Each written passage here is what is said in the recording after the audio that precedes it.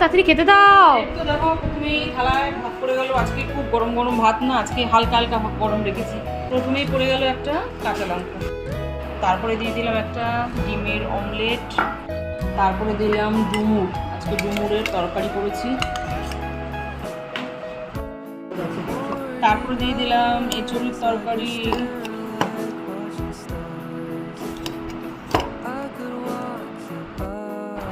দিয়ে দিলাম পাকাল মাছ, আলু দিয়ে পাকালের ঝোল করেছি, তারপরে দিয়ে দিলাম আমের চাটনি, আমের চাটনির আটিটাই দিলাম।